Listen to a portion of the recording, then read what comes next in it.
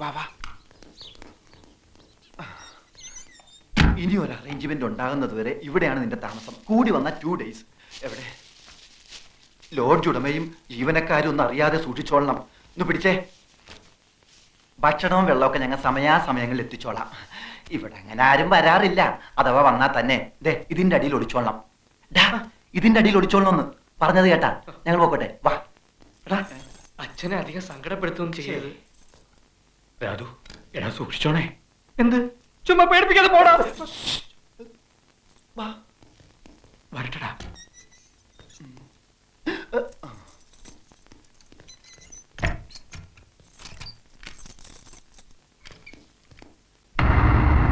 എന്തൊക്കെയാണോ താനീ കാണിച്ചു വെച്ചിരിക്കുന്നത്? ആരുടെ പരാതിയുടെ പുറത്താ താനാ പിള്ളേരെ അറസ്റ്റ് ചെയ്തേ? 3 മണിക്കൂർ സ്റ്റേഷനിൽ കൊണ്ടിരിച്ചതിന് കോൺസ്റ്റബിൾമാർ സാക്ഷികളാ. താൻ എന്നിട്ട് എന്താ കേസ് രജിസ്റ്റർ ചെയ്യാൻ? ഇപ്പോഴതിലൊരുത്തനെ കാണുന്നില്ല, പോലീസ് മർദ്ദനത്തിൽ മരിച്ചതായി സംശയിക്കുന്നു എന്നൊക്കെ പറഞ്ഞാണ് തമ്പുരാൻ സാർ പരാതി തന്നിരിക്കുന്നത്. വലിയ പിടിപാടൊക്കെയുള്ള ഒരു കുഴപ്പക്കാരനാ അദ്ദേഹം. എവിടെയെങ്കിലും പോയി പയ്യനെ കണ്ടുപിടിച്ചോണ്ട് വന്ന് കേസ് ഒതുക്കിയില്ലെങ്കിൽ തന്നെ സസ്പെൻഡ് ചെയ്യാതിരിക്കാൻ എനിക്ക് പറ്റില്ല.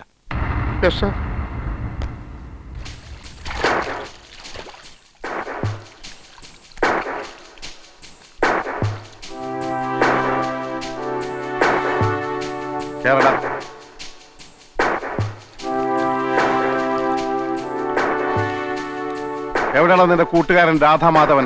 എനിക്കറിയില്ല. എന്റെ അടുത്ത് വേലയും പടയണൊന്നും വേണ്ട. നിനക്കറിയില്ലല്ലേ? ഇല്ല. നിന്നെ കൊണ്ട് പറയിപ്പിക്കണോ? എടാ, ഒരു രാത്രി മുഴുവൻ തലകീഴായി കെട്ടിത്തൂക്കിട്ടാ നീ താനെ പറയും. അതെന്നെ കൊണ്ട് ചെയ്യിച്ച് അടങ്ങുമല്ലേ? പറയടാ, അവനെവിടെ? തലകീഴായി കെട്ടിയിട്ട് നോക്ക്, പറയുമെന്നറിയാലോ. എടാ വേണ്ട, വഷളാക്കണ്ട. അന്ന് ഞങ്ങളെ തല്ലിയ കൂട്ടത്തിൽ സാറിന്റെ തല്ല് രാധുവിന്റെ തലക്കേറ്റു. രക്തം കട്ടിപിടിച്ച് അവൻ കുഴഞ്ഞു വീണു. ഉടൻ മരിക്കുകയും ചെയ്തു. ആര്? എന്ത്? എപ്പോ? രക്തോ?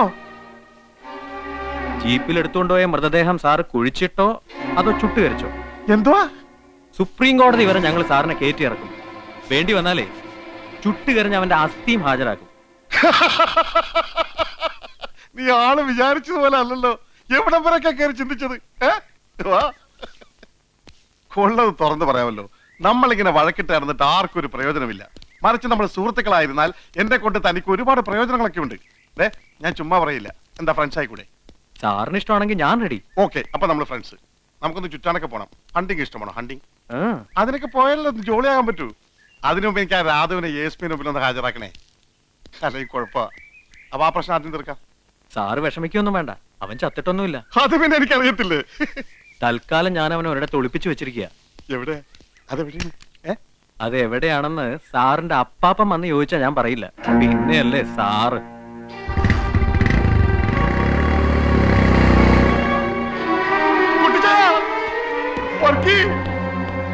കുട്ടിച്ചായ, ഞാനിപ്പോ സസ്പെൻഷനിലാവും.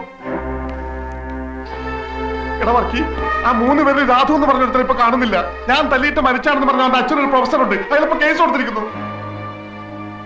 വെറുതെ എവിടെ കൊണ്ട് ഒളിപ്പിച്ചു വെച്ചിട്ട് അവന്മാര് കളിക്കുക. ആ സുധി എന്ന് പറയണവൻ ഞാൻ വിരട്ടി നോക്കി, അവൻ വരണമെന്നില്ല. ആ രാധു ഒരു സ്ഥലത്തുണ്ട്. അതെവിടെയാണെന്ന് നമ്മുടെ അപ്പാപ്പൻ ചോദിച്ചപ്പോഴും പറയില്ലെന്ന്. അപ്പാപ്പന് പറഞ്ഞ? അതും കേട്ടിട്ട് വന്നല്ലോ ചോദിച്ചാൻ ഇങ്ങോട്ട്. തല്ലി ഓടിക്കണ്ടവനെ. മറ്റവരെ കാണാത്ത ടെൻഷൻ വേറെ. അതിനൊക്കെ ഇവരെ തല്ലാൻ പോണ. വേണ്ട, ചോദിച്ചാൻ തല്ലണ്ട, ഞാൻ കൊടുത്തോളാം. കൊടുക്കണവർക്ക് ഇങ്ങനെയുള്ളവർക്ക് എന്താ ഈ നാട്ടില്? എടാ ചുമ്മാ അബദ്ധമൊന്നും കാണിക്കല്ലേ. മറ്റവനെ കാണാഞ്ഞിട്ട് ഞാൻ ആയി കുഴഞ്ഞിരിക്കുകയാണ്. ഇനി ഇവനെ കൂടെ കണ്ടില്ലെങ്കിൽ സർവത്ര കുഴപ്പമാവും. ഒരു കുഴപ്പമില്ല. ചോദിച്ചാന് പേടിയാണല്ലേ, സകലം ഞാൻ ഏറ്റോളാം. ഇപ്പൊ അവൻ അപ്പാപ്പന് പറഞ്ഞിരിക്കുന്നു. അവനെ ജോലി പോകണ അങ്ങ് പോട്ടേന്ന്. കുട്ടിച്ചായ ഒന്ന് പറ. നിക്കണവർക്ക് അവന്മാരവനെ പുറത്തു കൊണ്ടുവരുമോ നോക്കാം. പുറത്തു കൊണ്ടുവരാതെ ഈയോയുടെ ജോലിക്ക് എന്തെങ്കിലും പറ്റിയാൽ നീ അവരുടെ കയ്യും കാലും തല്ലി ഒടിക്കാനൊന്നും നിക്കണ്ട. അങ്ങ് തട്ടിയേര്. ബാക്കി കാര്യം ഞാൻ ഏറ്റടാ. അതിന് നിനക്കെന്താ എത്ര ടെൻഷൻ? ടെൻഷന്റെ അല്ല, ഇതൊക്കെ തുടങ്ങി വെച്ചത് നമ്മളല്ലേ എന്നൊരു കുറ്റബോധം. എങ്ങനെ? നമ്മളല്ലേ പോയി അടുത്തിരുന്ന് വർത്താനം പറയാനൊക്കെ പറഞ്ഞത്? അവര് തെറ്റൊന്നും ചെയ്തില്ലല്ലോ. ആഹാ, പെട്ടെന്ന് കയറി ഇങ്ങ് സ്നേഹിക്കുന്ന പെണ്ണാണെന്നൊക്കെ പറഞ്ഞതോ? ശരിയാ, ഞാൻ എപ്പോഴും ആലോചിക്കും എന്താ അങ്ങനെ പറഞ്ഞെന്ന്. വട്ടായിരിക്കും. എന്താടെ പേര്? സുധീഷ്. വിളിക്കുന്ന സുധീന്ന്. MCOMന് ഫസ്റ്റ് ക്ലാസ്സാ. ഇപ്പൊ MBAക്ക് പഠിക്കുന്നു. കൊള്ളാലോ. എന്തു കൊള്ളാം? ഇയോച്ചായന്റെ കാര്യം ഓർക്കുമ്പോ സങ്കടം തോന്നുന്നു. ദേടി, ദേ വരുന്നു. ആര്? അയ്യോ, ദേ ഇങ്ങോട്ട്. അങ്ങോട്ട് തന്നെ വാ, നമുക്ക് പോവാം. എന്തിനാ? എനിക്ക് പേടിയാ. ഇനിയും വല്ലതും. നമുക്ക് പോവാം, വാ ശ്യാമേ. ഇങ്ങനെ പേടിച്ചോടനെ നിന്നെ കിട്ടില്ല. നീ ഇവിടെ അങ്ങനെ നിക്ക്. വെറുതെ എന്തിനാ? നീ വരുന്നുണ്ടോ? ഇല്ല, ഞാൻ പോവാ. മിനി,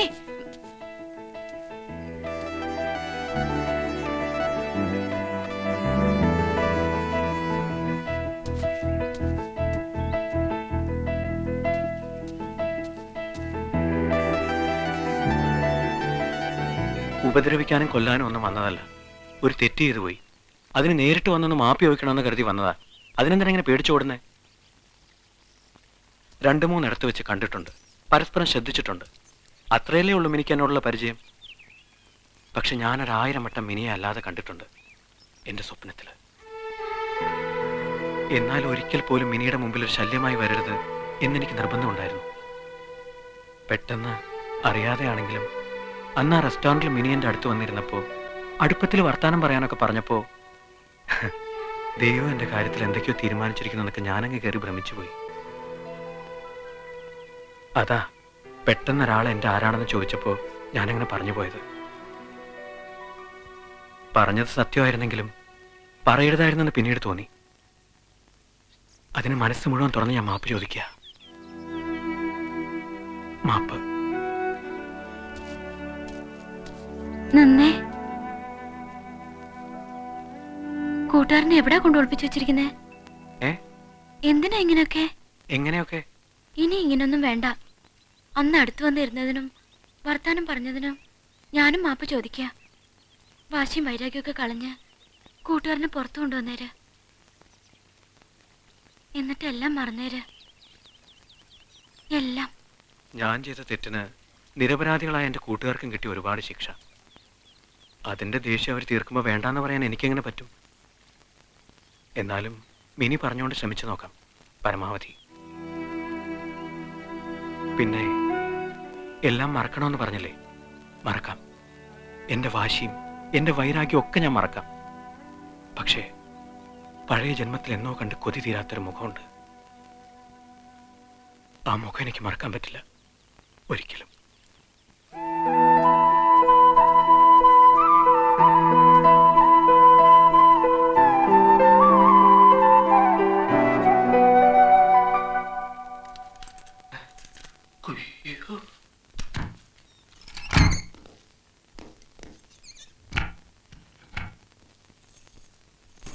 എടാ ഗോവിന്ദ, നീ 15-ാം നമ്പർ റൂം ക്ലീൻ ചെയ്താ? എടാ, ഈ മുറിയിലെ കട്ടിലെടുത്ത് 15-ാം നമ്പർ മുറിയിലിട്ടിട്ട് അവിടത്തെ കട്ടിലെടുത്ത് ഇവിടെ ഇടാനല്ലേ മൊലാളി പറഞ്ഞത്? അതെ. എന്നാ പിടിച്ചോ. പിടിക്കാം.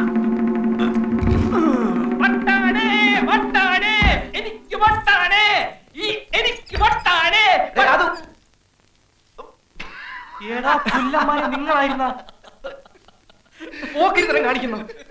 മനുഷ്യന്റെ ചങ്ക് പറഞ്ഞു പോലെ പണിയെ പോലെ കാണിച്ച് മതി തൊലിക്കൽ നിർത്തിയിട്ട് കാര്യം പറ. എന്താ സംഭവം? എന്തായി? ഒന്നും ആകാനില്ല. മാൻ മിസ്സിംഗ് കളി അവസാനിക്കുന്നു, നീ പുറത്തിറങ്ങുന്നു. അതെന്താ? നിന്നെ പുറത്തു കൊണ്ടുവരാൻ മിനി വന്ന് റിക്വസ്റ്റ് ചെയ്തു. അപ്പൊ ഈയോടെ സസ്പെൻഷനോ? അതിന് വേണ്ട. മിനി വന്ന് അപേക്ഷിച്ചു കഴിഞ്ഞാൽ അതിനപ്പുറം ഒന്നുമില്ല. അത് പൊനാങ്കി പോയി പറഞ്ഞാ മതി. ആ ഈയോക്ക് സസ്പെൻഷൻ കിട്ടാതെ ഞാൻ ഇവിടെ ഇറങ്ങുന്ന പ്രശ്നമേ ഇല്ല. അതല്ലടാ, സസ്പെൻഷൻ ആയ എനിക്കിനി മിനിയുടെ മുഖത്ത് നോക്കാനേ പറ്റില്ല. സസ്പെൻഷൻ ആകുന്നില്ലെങ്കിൽ നാളെ മുതൽ മിനി എന്റേതാ. ഒന്ന് പോടാവേ. ആ പെണ്ണ് വന്ന് 2 പുന്നാര വാക്ക് പറഞ്ഞപ്പോ നീ അങ്ങ് മാറിപ്പോയോ? എടാ, പെണ്ണുങ്ങളെ വിശ്വസിക്കരുത്, അവര് പറ്റിക്കും. ഒരു ദിവസം അല്ലെങ്കിൽ ഒരു മണിക്കൂറെങ്കിലും അയ്യോ ഒന്ന് സസ്പെൻഡ് ചെയ്യിക്കണം. നമുക്ക് എത്ര ഇടിയാടാ കിട്ടിയത്? മിനി എനിക്ക് കിട്ടാനായി എന്തും ചെയ്യാമെന്ന് വാക്ക് തന്നതാ നീ. ഇപ്പൊ ഞാൻ പറയുന്ന പോലെ ചെയ്താ നാളെ മുതൽ മിനി എന്റേതാ. ഉറപ്പാണോ നിനക്ക്? ഉറപ്പാ. 100%? 100%. എന്നാ വാക്കുക. വാക്ക്. മിനിയെ നിനക്ക് കിട്ടുമല്ലോ. കിട്ടും. എന്നാ റെഡി.